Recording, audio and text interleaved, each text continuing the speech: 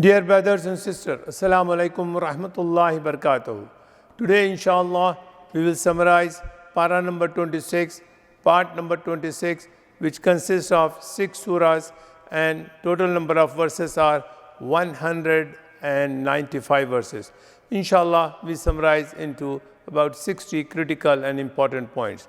Surah number 46, Al-Haqaf, the sand dunes. The revelation number 66, it was revealed in Makkah. It has 35 verses. Surah 47, Surah Muhammad, revelation number 95. It was revealed in Medina and it has 38 verses. Surah 48, Surah Fatah, the victory.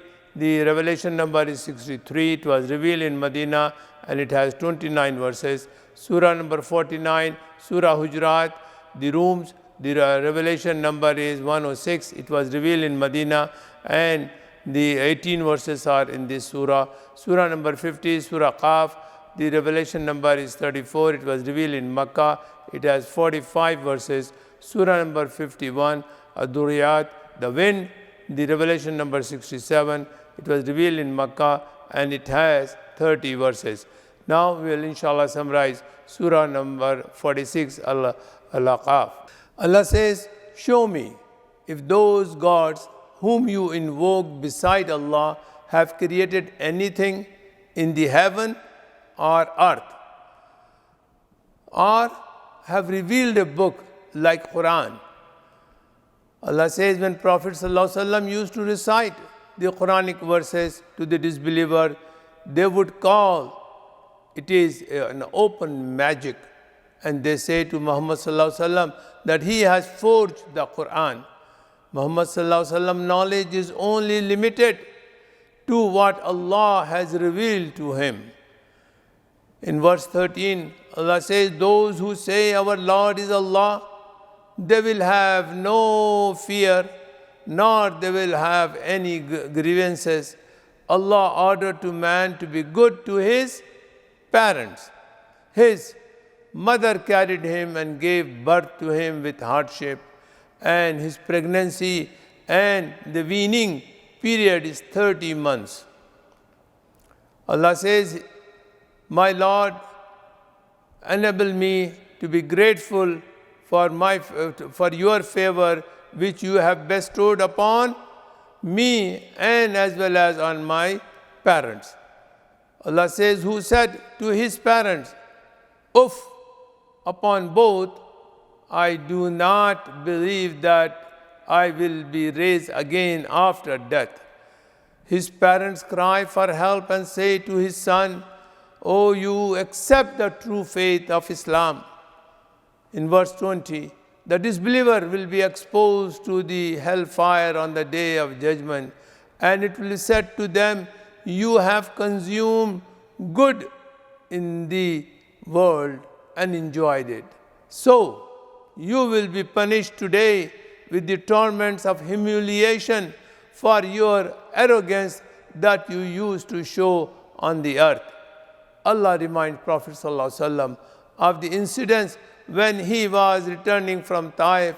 He stayed in a place called Nakla, where he was reciting the Quran at the Fajr time. A group of jinns, some hadith says that there were 3 or some of them say up to 9. They were passing and they stopped and they listened to the recitation of the Quran and then they accepted Islam, and this surah ends here. Now we start with surah number 47, Surah Muhammad. Allah says, even if disbeliever do good deeds, even if disbeliever do good deeds, it will not be of any use on the day of judgment, because they have missed the fundamental condition of Tawheed and believe in Allah and prevented others from Allah's ways. Who believed in Allah and His Messenger and did righteous deeds, Allah will write off his evil deeds. Allah tests the believers through jihad. Allah tests the believers through jihad. If they are willing to sacrifice in the path of Allah, He never lets their deeds to go to waste. He will admit them to the paradise, to Jannah. Allah says, oh, you believe, if you help the religion of Allah, He will help you and will stabilize your footing. Allah gives a description of paradise. Allah mentioned there will be rivers of waters which will be unchanging. There will be rivers of milk, the taste will not go bad. There will be rivers of wine which will be delicious, those who drinks. There will be rivers of purified honey and all kind of fruits, and Allah will above all give you the forgiveness from your Lord. The people of fire will nowhere be close to them, who will be instead be given the boiling water that will cut their intestine. Allah says, the hypocrites will be among the people of hell, pretending to listen to the Prophet ﷺ, but at his back would make mockery of him in front of the Sahaba. Allah mentioned the hypocrite used to say to the Prophet ﷺ, why revelation has not received for such a long period, when Allah would send a command like that of jihad, which was against their will, they would look like they will faint out of fear. Allah says He is fully aware of their deception. Allah mentioned Allah will nullify their deeds as they have angered Allah subhanahu wa ta'ala, and they have earned the displeasure, and Prophet sallallahu alaihi wasallam should be able to recognize them by the tone of their speech. And this surah ends here. Now we'll move to surah number 48, surah Fatha. Allah says that Allah gives prophets the good news that He will conquer Makkah in near future, and assure him of His continuous support for him. Allah says Allah may forgive Prophet's sin of the past and of the future, and guide you means Prophet sallallahu alaihi wasallam, to the straight path. Allah has sent down sakina, calmness and tranquility into the hearts of the believers, and they may grow more in faith along with their present faith or present iman. Allah says those who pledge allegiance to Prophet sallallahu alaihi wasallam by placing their hands on the Prophet's hands, in fact they pledge the allegiance with Allah subhanahu wa ta'ala. Allah's hands was over their hands, and Allah will reward them. But whoever breaks their pledge with Allah is for their own loss. Allah says, Allah tell the Prophet ﷺ that the Bedouins who stayed behind, he was going to journey to Hudaybiyah, to Makkah, were actually the hypocrites. That's why they refused to join the Prophet way.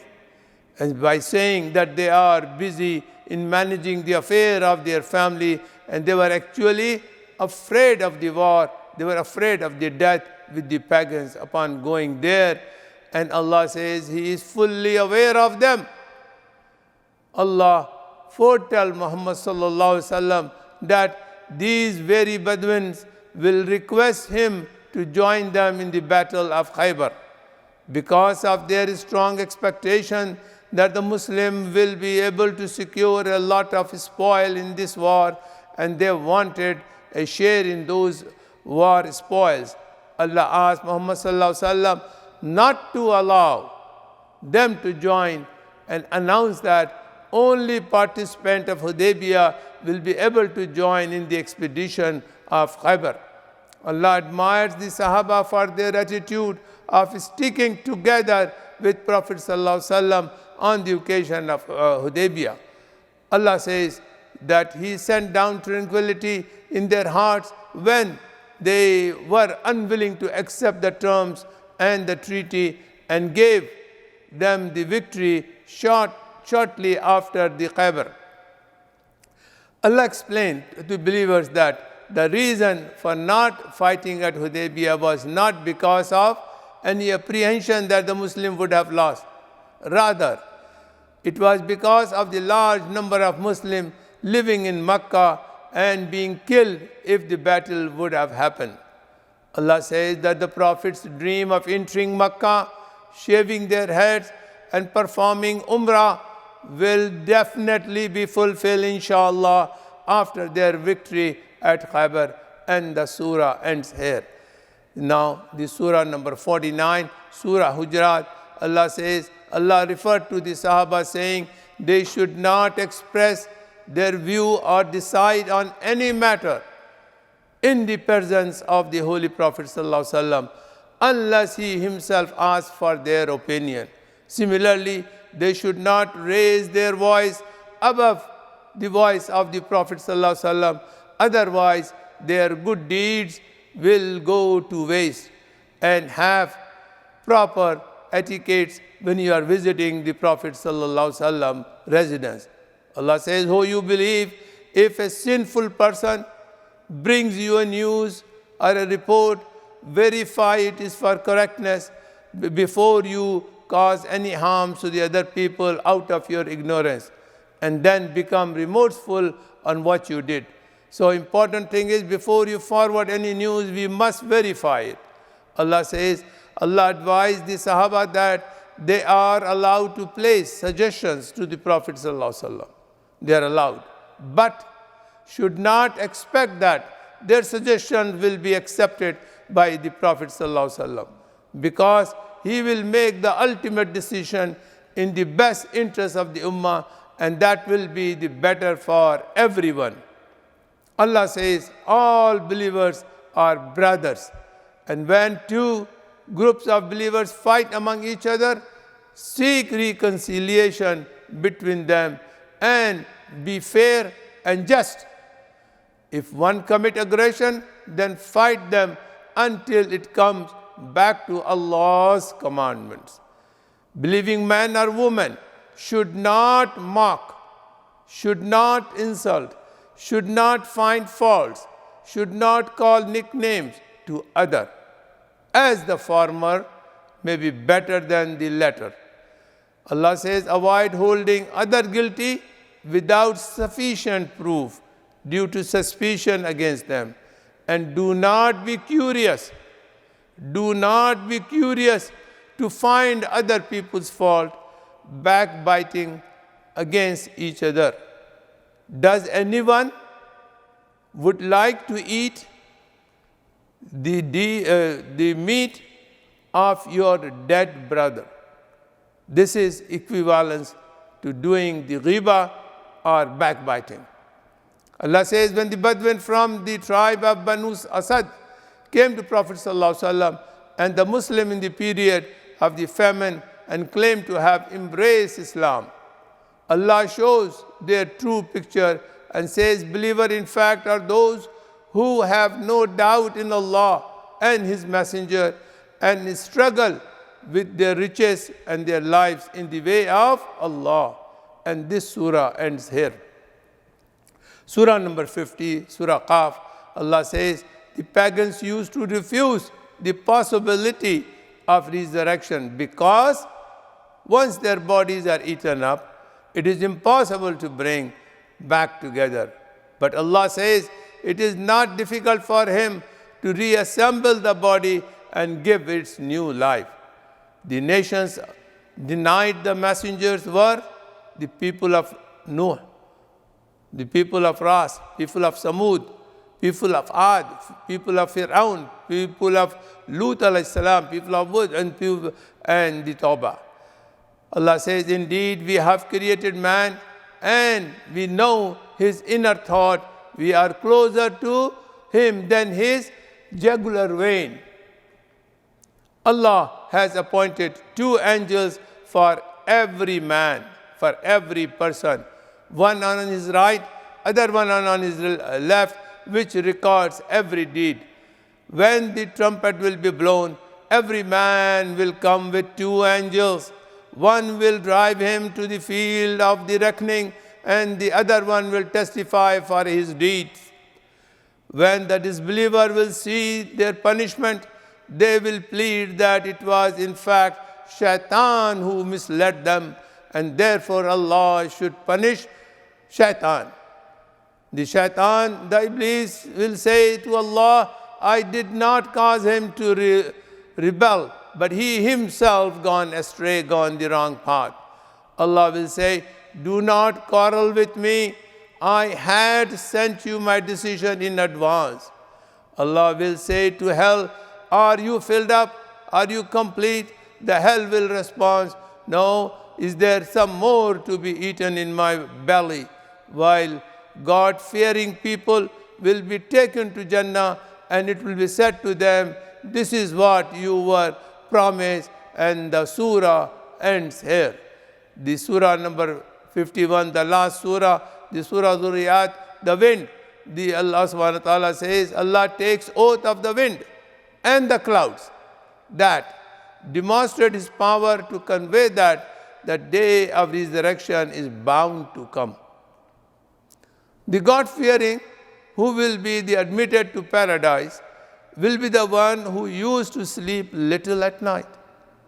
And in hours before dawn, they would pray for forgiveness, and from their wealth they would give share to the deprived.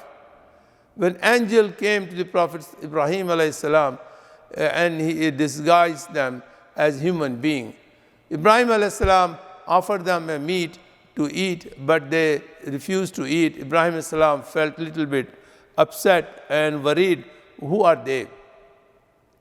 The angels told them that they are from Allah subhanahu wa ta'ala, and they gave a good news of a son.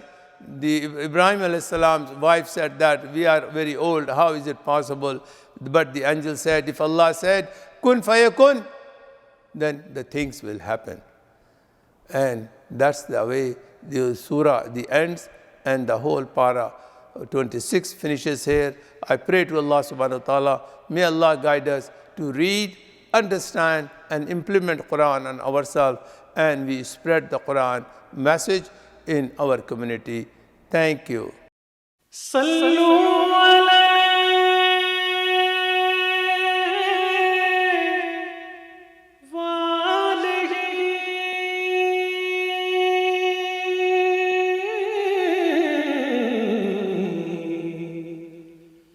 صلوا علیہ